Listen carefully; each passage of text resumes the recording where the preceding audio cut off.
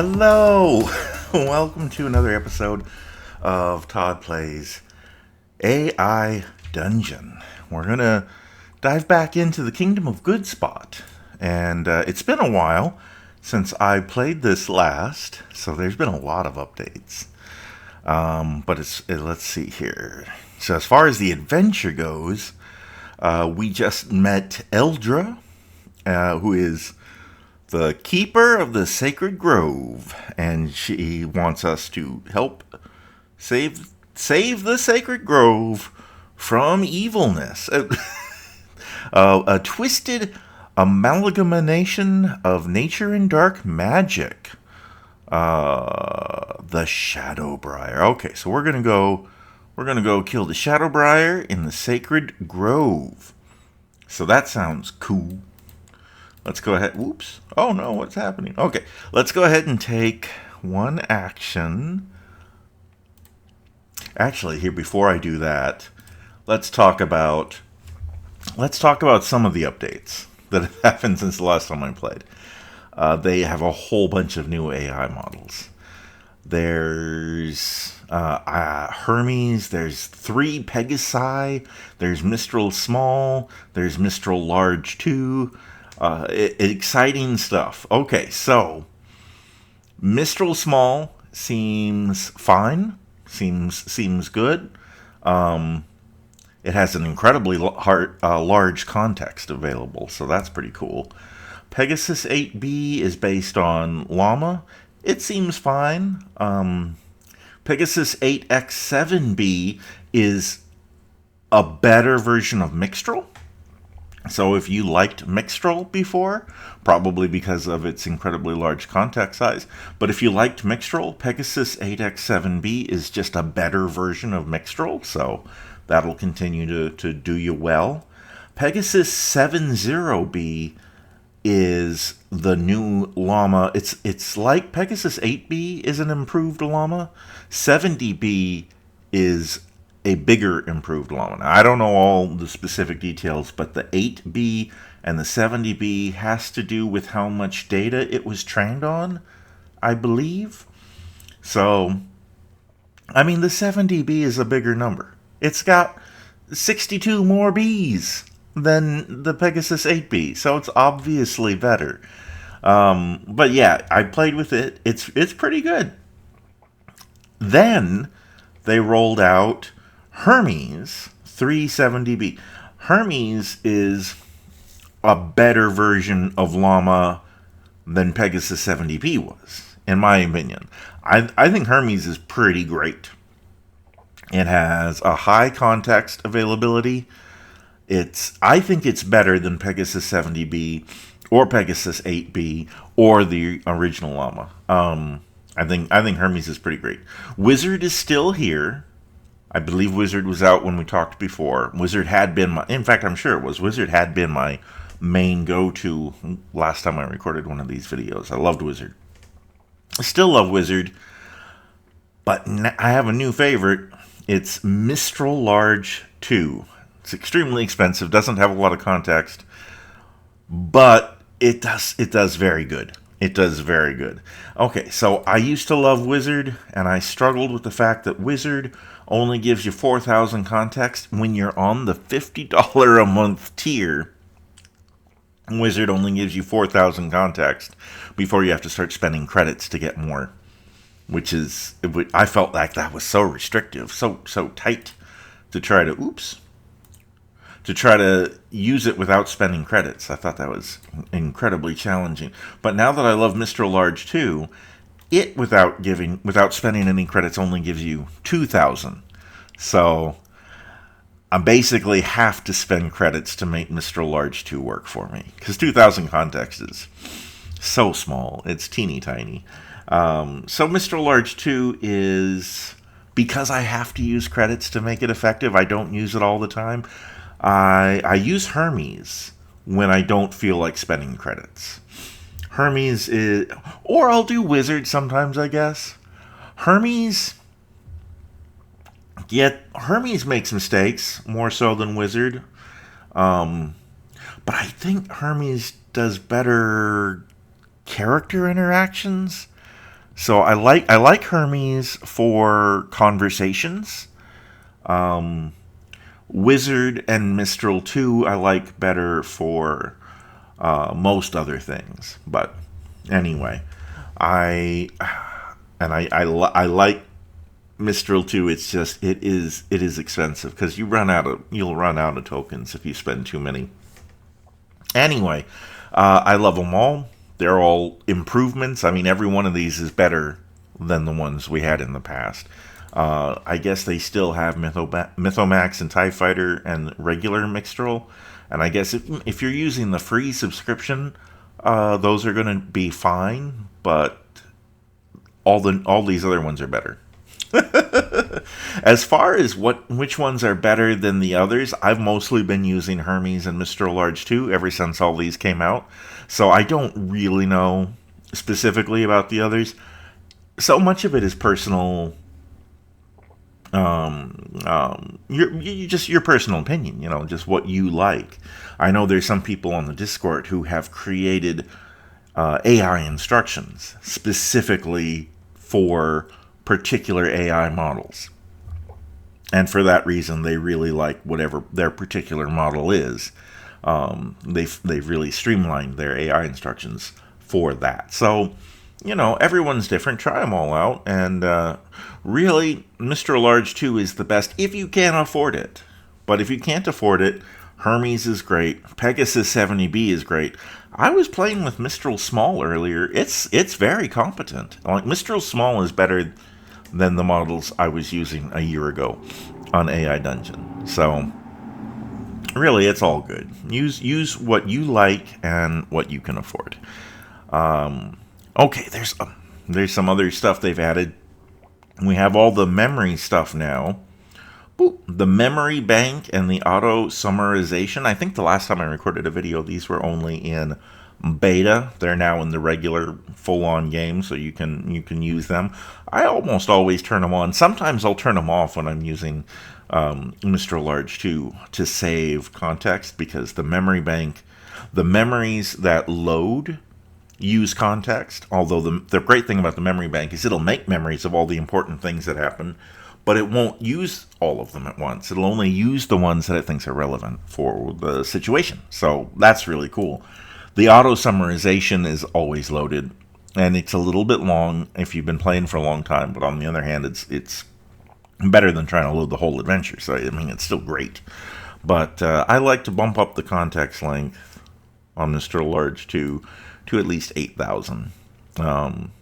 8,000 is what you get on Hermes at the $50 a month range without spending any credits. In fact, I don't think Hermes is able to go over 8,000, although it's fine at just 8,000. Yeah, 8,000 is the max for Hermes. You don't even have the ability to get more with credits. But 8,000 is a good number, I think. To be honest, I was making 4,000 work when I was using Wizard. And 6,000 you can do pretty good with too. But 8,000, I like 8,000. And on this account that I created specifically for recording YouTube videos, because I didn't record an AI Dungeon YouTube video for so long, I've got a lot of credits saved up on here. Not a good use of my money, but now I can play with a lot of credits. So, what is. Okay, let's go ahead and take a turn. Now, I've set it to Mistral 2, right? I'm jibber-jabbering so much, I'm not even paying attention to what I'm doing. Yeah, I set it to Mistral Large 2 at 8,000 context, which is pretty great. Okay, let's take an action. Let's actually do something, shall we? Okay, we've stepped outside. The crisp morning air is filled with the sounds of birds chirping and villagers bustling. And this is Eldra, I guess, a little old lady. And so I'm just going to go ahead. I'm in story mode. I'm going to say, you say, Eldra, please lead the way to the sacred grove. June and July and myself are excited to kill evil. Excited to kill evil.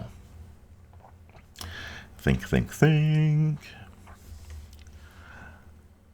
Boop. Elder nods solemnly, her purple and gold robes billowing As she leads you through the village, the sun is ascending, casting long, dramatic shadows that dance with the chill morning breeze. Villagers pause in their work to watch as you pass, their eyes filled with a mix of awe and hope. As you leave the village, the cobblestone paths give way to a dense, whispering forest. You say, Did anybody hear that? It sounds like the forest. Whoops. Gotta spell things. Like the forest is whispering to us. Okay. Because it said it gives way to a dense, whispering forest, though. Did you hear that? The forest is whispering to us. Let's see how they respond. And they say, oh, you're being dumb. Eldra glances back at you, her eyes reflecting the dappled sunlight filtering through the canopy above. The forest speaks in its own way, Toto, she explains, her voice barely above a whisper. It warns of the corruption that spreads within the sacred grove. Listen closely, and you can hear its plea for help. You say,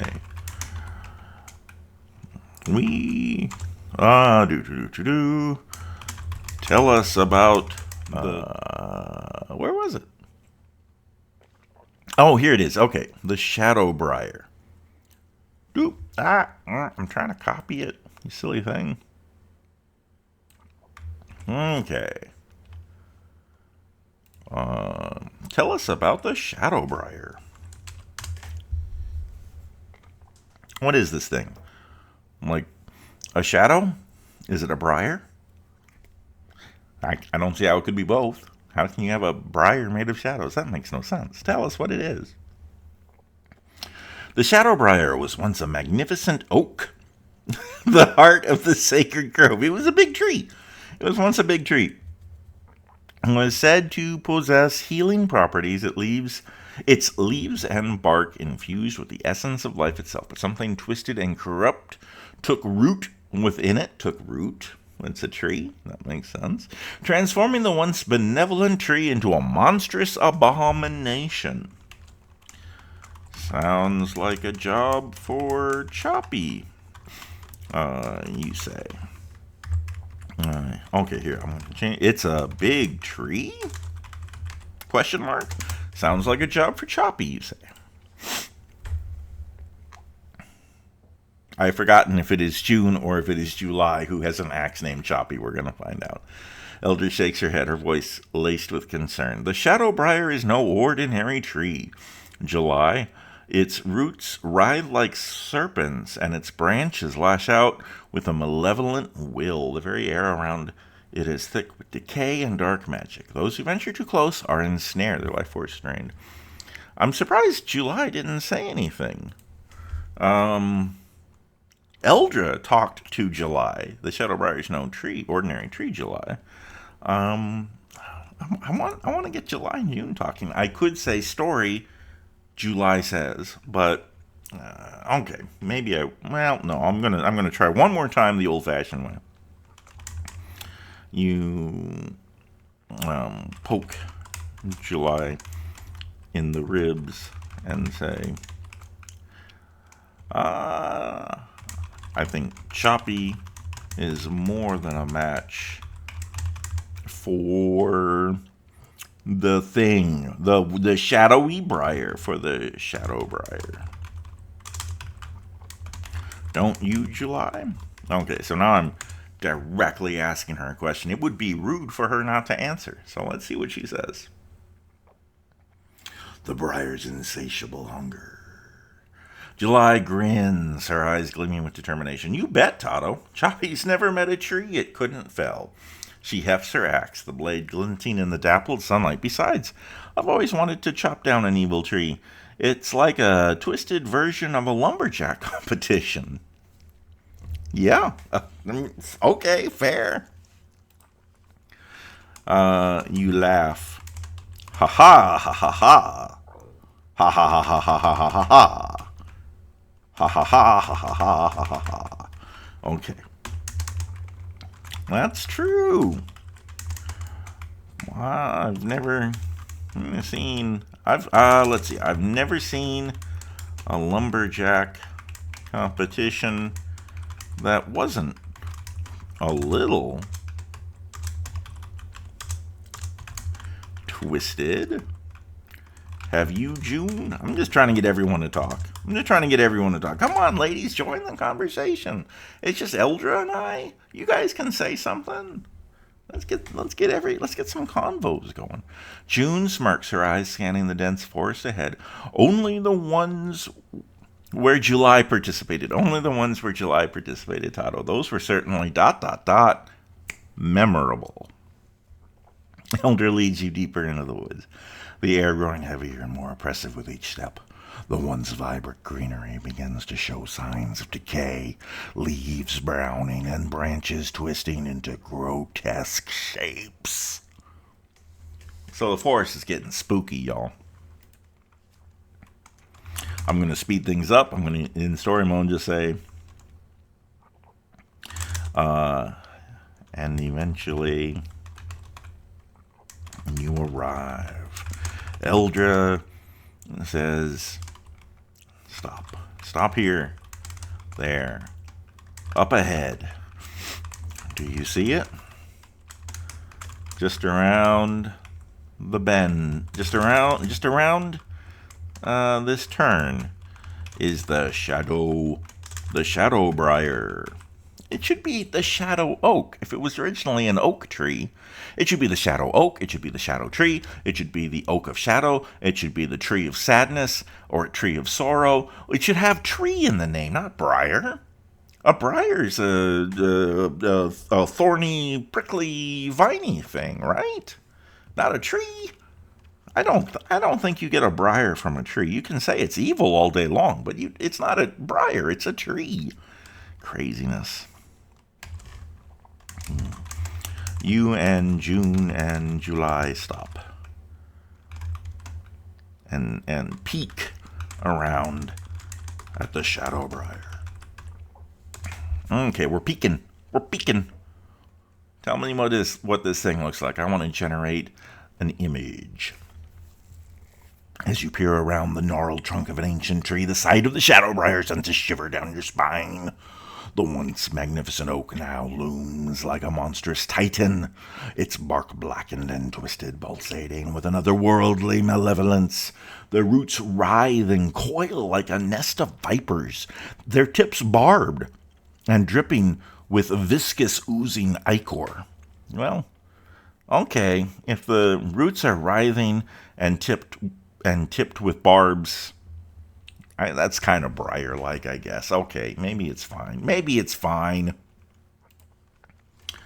Okay, in brackets, describe the shadow briar in the form of a prompt to give to an image generating AI. Did I hit enter? I thought I hit enter. Come on. I hit the buttons. All right. Create an image. We're going to copy this. And then we're going to take a turn and we're going to say we see and paste it in. All right. Show me this tree's blackened bark. It's red veins pulsating with dark magic. And all that. Actually, I think the way they described it before is probably better than this. But, okay. Hey, there we go. That's pretty good. That's creepy. That's heckin' creepy. Okay. I mean, it looks like a thick tree. It looks thick. It's going to be hard. It's going to be hard to take it down. It's going to be hard. But we'll just have to keep chopping away, I guess. All right. June, July. Ready to go and kill a giant evil tree? Are you ready to kill a giant evil tree? Did I change it from C? I don't think I changed it from C. I said C Are you ready to go kill a giant tree? No, no, good. I must have changed it. Thank goodness. I was like, it's going to make a picture of that. That'll be a weird picture. June's eyes narrow as she studies the shadow briar. Her fingers tightening around her bow, as ready as they'll ever be. Let's show this twisted tree what we're made of. July grins, her muscles flexing as she grips Choppy. Time to make some firewood, Toddo. Let's do this. You say, Eldra, stand back. Guys, let's do this. That's all I'll do in this prompt. I want to see what it does next. I want to see how it reacts, how it responds. As you step forward, the air grows thick with a palpable sense of decay and malice. The shadow briar's roots quiver, sensing your approach, and the branches above creak ominously, forming a grotesque canopy that blots out the sun. You raise your hands, fingers dancing with arcane energy, and shout, "Let's give this twisted tree a taste of its own medicine." I don't know what its medicine is. It's evil. It has ichor. I know that. I'm not really an ichor person, but that does give me an idea, though. You wave your hands and chant an incantation. I didn't spell incantation correctly, which is not a surprise at all. Okay, hey, look at that. There we go. And suddenly, June's arrow, which she is preparing to fire, is dripping with a toxic ichor that should do a lot of hurting to the evil tree. I don't know. There's obviously better ways to phrase that. It'll do a lot of whatever toxic ichor does to wood. June, noticing the change in her arrow, smirks and takes aim at one of the pulsating veins on the shadow briar's trunk. "Let's see how you take a taste of your own poison," she whispers. I know, that phrase is where I got the idea from. Releasing the string, the arrow flies true, striking the vein and causing the tree to shudder violently. "Charge!" you shout.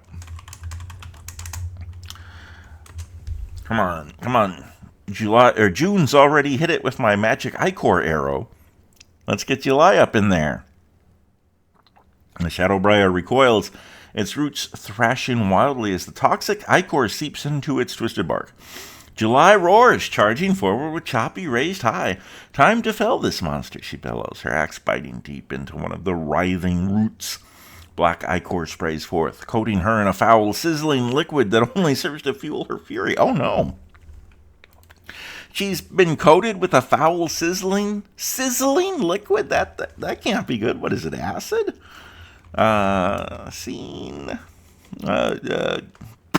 Who is that? Seen July covered in sizzling liquid.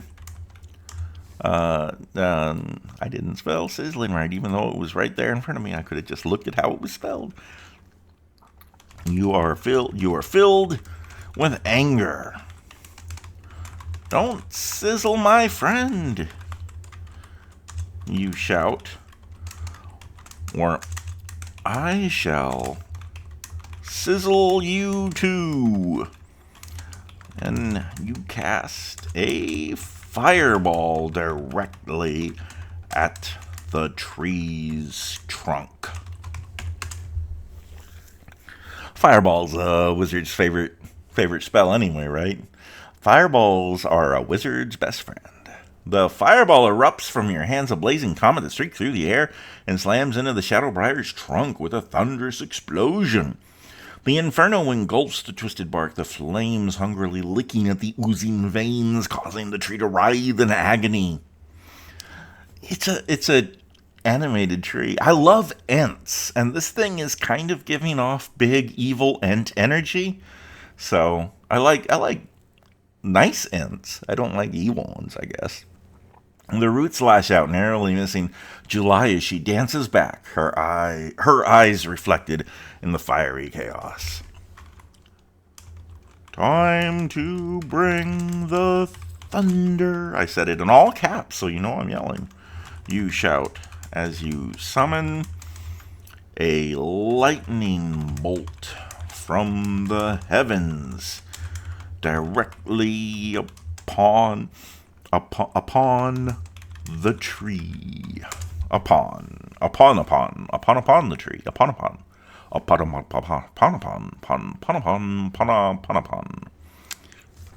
And the sky darkens abruptly as storm clouds gather. Responding to your call, a deafening crack echoes through the grove as a blazing bolt of lightning streaks down from the heavens, striking the shadow briar's writhing crown. The air sizzles with electricity, the scent of ozone mingling with the acrid smoke from the burning trunk. Okay, I'm going to call it. I'm just going to say that the evil tree is dead. What was it? The shadow briar. Now pierced with a toxic arrow, and its many roots chopped by Choppy, and its trunk ablaze, and its foliage electrocuted. The shadow briar dies. No, let's say, okay, falls still and quiet. The veins cease to glow red. It dies. It dies. Okay. I mean, it was a tree. What was it gonna do? It's stuck there. It's stuck there. It can't do much. It's a tree. As the final echoes of the thunderclap fade, an eerie stillness settles over the grove. The shadow briar stands defeated, its once pulsating veins now dull and lifeless, the red glow fading like the last embers of a dying fire. The writhing roots lie still, their barbed tips no longer dripping with ichor. Okay, let's look at another cool thing you can do now that I don't think you could do before. So we see over here the story summary, right? And the story summary has a bunch of information from the whole quest, which is very cool, including it has stuff about Eldra. So let's make a story card for Eldra. And we don't have to do a whole bunch of work, because now you can generate story cards with the AI. You can have the AI do it. So if we go in here and say, we make sure include story summary is checked, so it will consider the information stored in the story summary plot component when generating info on the story card. By using this, assuming you're doing a scenario, an adventure that you've been playing for long enough for the story summary to be kind of fleshed out, it doesn't work. This won't work so good if you're making a new scenario from scratch, because there is no story summary until you've started playing for a bit. But anyway, it'll work great for right now. It'll look at the story summary, it'll see Eldra in there, and it'll create a story card for Eldra based on the Eldra that we've already met and interacted with in the adventure, which is cool.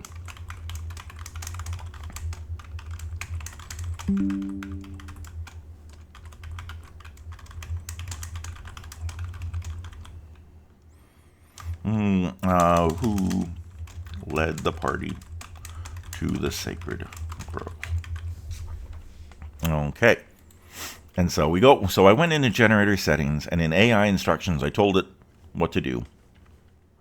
And I go back to details, and the name I will put in Eldra, with a capital E, and then generate new entry with AI. Eldra is the keeper of the sacred grove, a mystical forest teeming with ancient trees and healing herbs. She is a serene, ethereal being with silver hair and eyes that mirror the forest's green hues. Eldra is driven by a profound connection to nature and a strong responsibility to protect the grove. She possesses the unique ability to communicate with trees and animals, which aids her in maintaining the delicate balance of the grove. Eldra seeks the help of adventurers to combat threats like the Shadow Briar, a corrupted entity that endangers the grove's harmony. I'm going to go ahead and delete the bit about the Shadow Briar because I don't want the AI to read the story card and think the Shadow Briar is still alive and needs dealing with, because we have killed it. To combat, Eldra seeks the help of adventurers to combat any evil that threatens the forest. Okay. So right there, I mean, this is a much better entry than I would have written for Eldra. And it's really, really cool that it went ahead and did that. I'll make a trigger. The only trigger is Eldra. That's fine. Now, we could also have the AI make a character card or a story card for a character that has not already been met. We could use this if we were creating a new scenario from scratch, or we'll do it right now. AI instructions: create a strong, evil goblin chieftain. Apparently I spelled chieftain wrong, which, yeah, I spell things wrong all the time. I'm also going to put story information. I could leave story information blank, because it'll get the gist of the story from the story summary, but I'm just going to say